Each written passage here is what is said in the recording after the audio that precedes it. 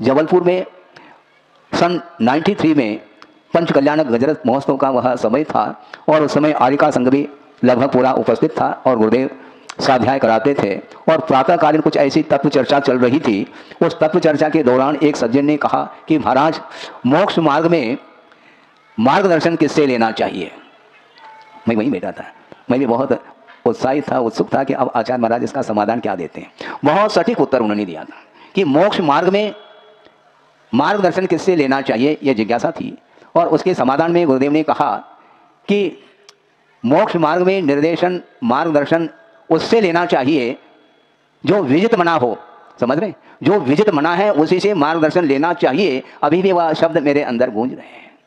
सही बात है, क्योंकि मार्ग एक है तो मार्गदर्शक भी एक ही होना चाहिए।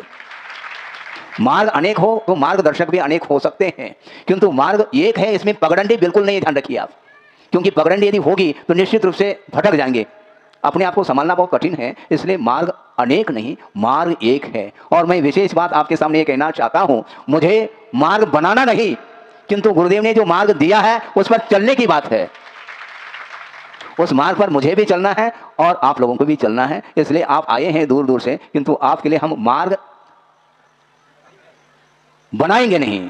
जो बना बनाया मार्ग है, उस गुरुदेव ने जिस मार्ग पर चल करके विश्व को एक प्रकाश दिया है, उस मार्ग पर अपने शक्ति के अनुरूप चलने की आवश्यकता है। गुरुदेव ने जो दिया है उसको विश्व के सामने वो दे करके गए हैं, गए नहीं किंतु कहने में आता है, किंतु वो सारा का सारा उनका दिया हुआ जो मार्ग है उसको उसके ऊपर निरंतर चलने की आवश्यकता है। और चलते समय हमेशा सावधानी की आवश्यकता होती है, चलते समय विशेष सावधानी की आवश्यकता होती है। और उन्होंने एक बात और कही थी कि मान लो आप शयन कर रहे हैं धरती पर तो गिरने की संभावना है।